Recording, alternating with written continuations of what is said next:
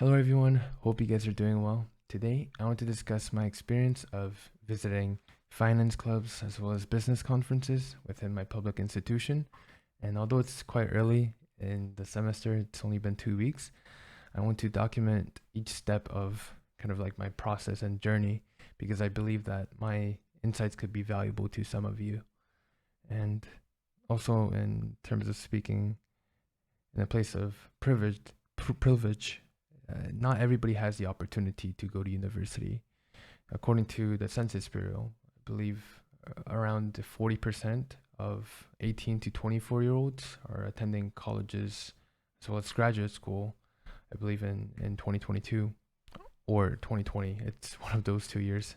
I'll make sure to link all the sources below as well. But it's it really is. I truly believe that education has the ability to increase someone's social mobility. And the only reason why I believe like institutions like universities and colleges have mm, this ability is because it's usually the epicenter of where knowledge is kind of centered upon. But I think through the access of internet, I really do think if we find out how to decentralize um, the whole accreditation factor, if we're able to show credit within by taking courses, such as through by taking prestigious institutions courseware like the open courseware from MIT or from Yale, etc., etc. So many different institutions, and also education companies with like Coursera, Udemy, and countless others. I believe that they do have the ability to kind of spread and make it a more equal, accessible field. And so I think that's truly amazing. And I really don't think that you need to go to institutions, especially in America, because of the higher cost. It's quite unbelievable to me that students who may not even understand the concept of money have the opportunity to get hundreds of thousands of dollars in student debt loans, and these are unforgivable. I mean, due to Biden, I think now student loans are forgiven, but I don't know to what extent. And still, there's trillions of dollars that people are still holding from ages to 25 to 40, maybe even older, and you can't really file for bankruptcy because student loans is it's you can't you can't file a bankruptcy for it. But yeah, that's besides the point. And what I wanted to discuss is kind of my experience within entering into a business conference as I'm maturing and I guess entering into the real world. I recognize the importance of networking, and I highly advise that every single one of you guys utilize this as well. And I'm going to read a little statistic from NPR that I've read on an article. So, according to an article from NPR, a career coach named Mr. Youngquist estimated that at least 70 to 80% of jobs are not published. But despite this, most people are spending 70 to 80% of their time surfing on the net versus talking to employers, taking some chances, and realizing that the vast majority of hiring is friends and acquaintances, hiring other trusted friends and acquaintances. And this was so true within kind of the conferences that I went to, along with the clubs that I was kind of, I guess, trying out, learning to kind of get a foot in the door. But it really is 80%, 70 to 80% of networking. It allows you to get the jobs that you want. And it really does feel like a sales process because at the end of the day, everybody might have the same skills as you. And how you differentiate is by marketing certain attributes of who you are. And let me tell you a little bit about kind of how hard the competitive nature within entering into a club, let's say. At least in my public institution, there's, I believe, 40,000 students. So And there are certain clubs where it's kind of harder to get into due to networking and resource opportunities. And so the rates are around 1 to 3%, and there's around 3 clubs in the field of, I guess, finance, because finance is such a lucrative job. And when I recognized the 1 to 3%, I recognized that it's not just based on merit, but it's also like who you know. When I was talking with the people who got in, kind of um, asking, "Oh, what do you think differentiated you?" They talked about, oh, they either knew someone or kind of they were really good at marketing themselves. And so overall, I recognize the importance of um, collaborating with other people. That's super important. But I also felt like I was putting almost like a mask on. And let me dive into this a little deeper. So I saw people who were 3 years younger, 4 years younger than me, and they were carrying this sense of anxiety because they believed that they had to enter for them to gain a really good position. And I could feel the fixed kind of zero sum game that they were playing, and essentially what these clubs, these like jobs, essentially it does feel like a zero sum game. There's going to be winners, there's going to be losers. Same with politics, same with sports. And Naval Ravikant does a wonderful job of kind of describing this whole idea of the status game.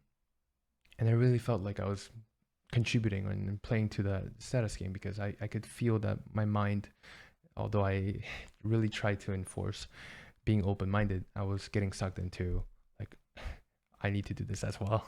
This is my only route. But it really is not set up that way because there's so many different opportunities that's available. And also because we're younger. Even if you are older, there are multiple different pathways due to the access of internet that you could meet.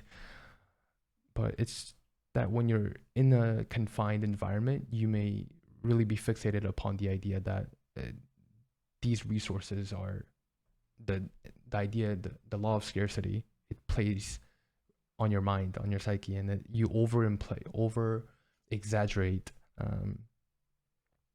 I guess it's power, but I would state that it's super important to not have that kind of mindset. At least for me, in hindsight, after I visited these conferences, because it's not the only path. It really is not. But I like I understand that inherently everybody wants to make money. Everybody wants wealth, happiness, as well as wonderful relationships. There's nothing wrong with that, and I do believe intrinsically that everybody can have it without playing the zero sum game. If we enlarge the pie, if we contribute, if we dedicate, sacrifice, and what I feel like institutions really does is it doesn't really tell you what you're supposed to do, or it doesn't give you any moral compass or how you should live your life. It in a wonderful institution with great resources, you might be able to find people who kind of guide you along the way. That's the ideal, but there is no one person who's going to just figure out all the pieces for you. That's dependent upon you, which makes it so much special. That it's the path that you're creating for yourself.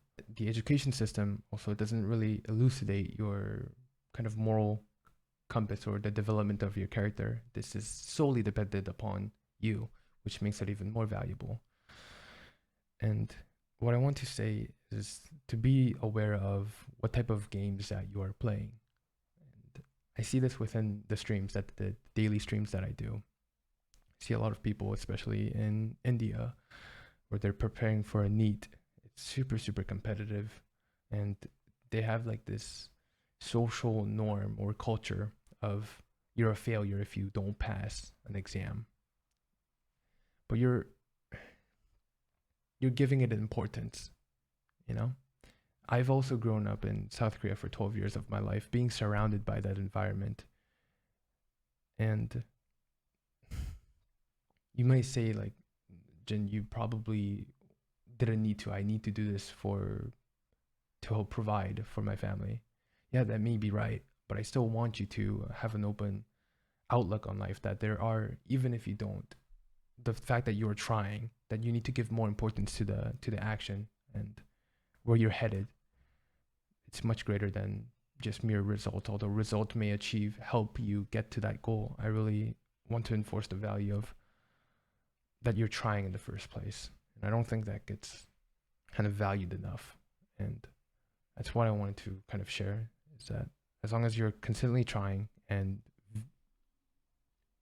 remembering where you want to go, with, of course, the consistency, as well as recognizing the trade-offs that you have to make, the sacrifices, as long as that's all met, but continuing to take on the challenges, you will get to the point. You will, and I could guarantee it. And that's just some of the things that I just want to say. And yeah, I guess that's my whole spiel for today. So I don't know if that was insightful, but maybe it's just also a way of like me reflecting and something that I want to come back to. I hope that in the future, when I am too tied within status games, I am reminded that this isn't the game that I want to play, because I truly want to help others. Not help others. I may not be able to, but I would rather play in a game where I could be a stepping stone for someone to kind of grow and also enlarge the pie, rather than taking it from someone, or having that fixed mindset of that I need to beat this person in order for me to gain, because I don't think that ends up in a good environment, let's say. But as long as we're able to find a competitive game that is